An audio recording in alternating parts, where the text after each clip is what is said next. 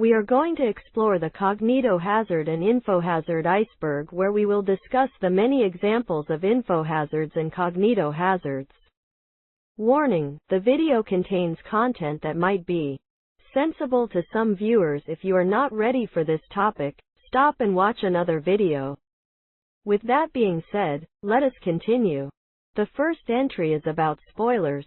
Spoilers are one of the most common forms of info hazards. All of us have been spoiled on a movie or a series we were interested in, and it can be frustrating, especially if you really invested in that story. This is a much more innocent form of information that a person wouldn't want to know, especially without knowing the plot points that led up to that moment get pretty much ruined, leaving the viewer upset that they couldn't witness the plot. A famous example is the spoiler about Darth Vader in Star Wars: The Empire Strikes Back. The plot point was a massive revelation in the second movie, and to some people who watch the movie, they just couldn't keep their mouth shut about it.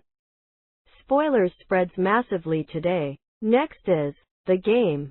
The game is a mind game that is played with the objective of not thinking about the game. When a player thinks about the game, they must announce that they lost the game, causing other players nearby to lose. When a player loses, they must wait 30 minutes to play again. The game is a classic example of a cognitohazard, given how impossible the game is to win. So impossible you can't really plan on winning it, because that requires you thinking about the game.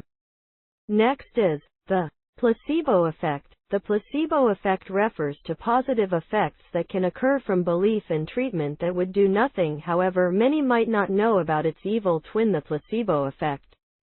While the nocebo effect occurs when negative thoughts are attributed to a treatment causing something negative to happen when usually nothing would happen. It can usually occur when a person is either told or already is doubtful of a treatment and thinks that it will not work and will have negative side effects, and the effect has caused many people to fall ill or worsen their pre-existing conditions. Pessimistic thoughts and a lack of faith in treatment that has been very prevalent in the past few years can cause more nocebos to occur, even turning perfectly healthy people sick with nothing more than a negative outlook. Next is philosophy. Philosophy is usually something that people wish to expand their views on. However, certain philosophies can trigger negative side effects in certain people. Certain philosophical questions can cause existential dread and extreme negative outlooks on life. Example: nihilism. This is a philosophy that views everything as meaningless, removing value from core aspects of life.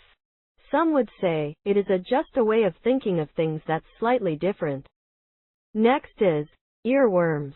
This term refers to the effect of having something on your mind and cannot stop thinking about it. Example: a song with earworms. Many of us just can't get a certain meme, song, what have you out of our heads. Next is dark thoughts. Dark thoughts are thoughts of causing harm to yourself or others.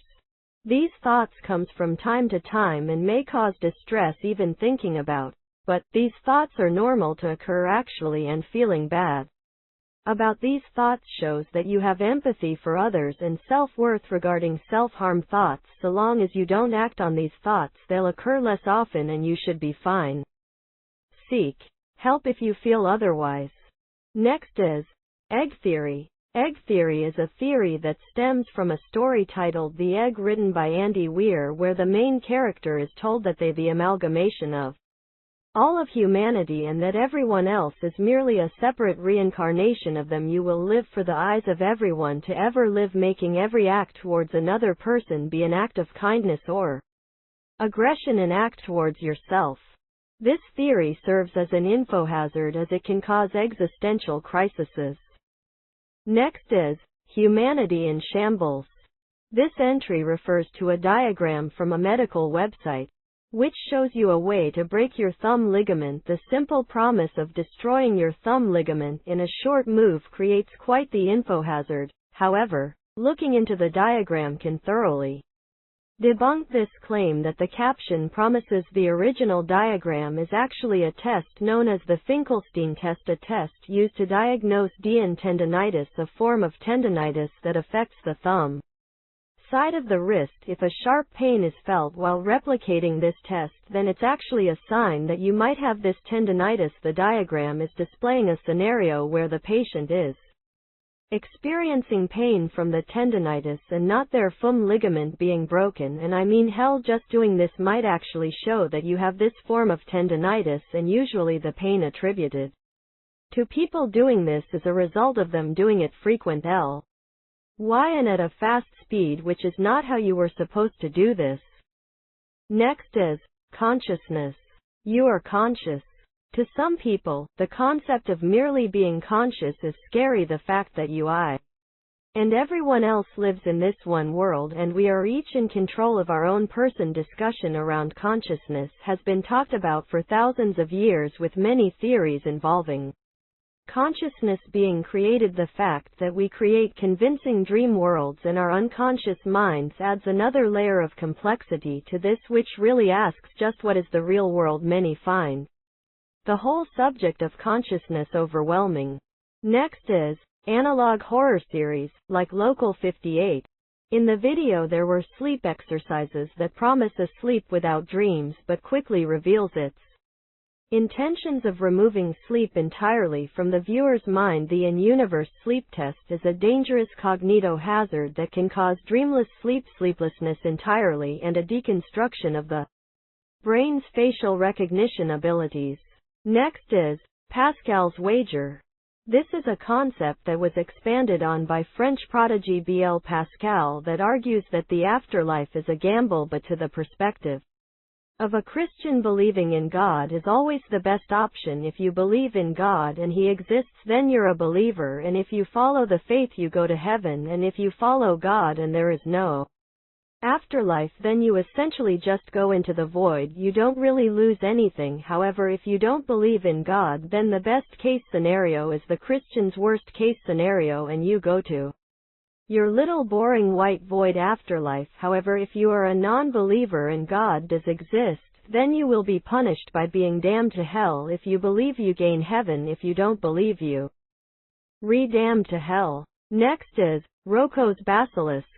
Rocco's Basilisk is a post made 2010 on the Less Wrong discussion board from a poster known as Rocco. The post tells of an AI that seeks out the torture everybody who knew about it, with the exception of those who worked to create it. Just from me telling you about it, I have damned you to a fate of eternal torture, or to work on the basilisk and damn whoever knew about it to torture. Next is depersonalization. Despersonalization is where one feels detached from reality as if they were fake and interprets it literally. It all wraps back to consciousness, and many argue throughout history that if they're real or not. The famous quote, "I think therefore I am," comes from French philosopher René Descartes to prove that since he could think, he existed. But not all people have reached this conclusion, and many may interpret everything as real except for the observer themselves. I think, yet I am not per se, but thinking in such a way can lead to madness and even reinforce values of self-worth. So it could be a bad thing, but you could also kind of like observe it as the universe viewing itself, and it's like a natural process.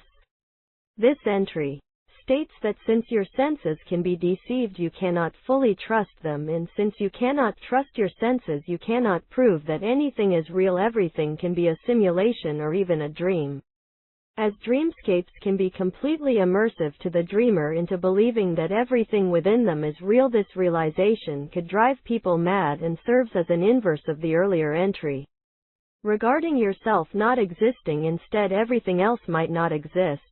Next is the despair code. The despair code is a feared kill switch that can trigger depression, schizophrenia, and even death. The despair code is a hidden code that can manipulate a person's mental state like a command prompt, and can be used by those who are in control to manipulate the masses. Phrase could also be explained as a manipulation of human pattern recognition that triggers a reaction of extreme depression. Next is Virus 23. Virus 23 is an infohazard that supposedly transmits the same way a computer virus would. Just by saying or reading virus 23 is enough to compromise the mind of the recipient. Within 5 letters, 2 numbers, there is a code that rewrites the human mind, leaving the victim unknowing that anything had changed. It is wild to think that a virus could be written within a phrase the same way a virus is placed within a file. This functions similarly, but not equal to a despair code. Next is tulpa. Tulpa is a concept that originated from Tibetan Buddhism but has been explored on the internet and has been used in a lot of horror media.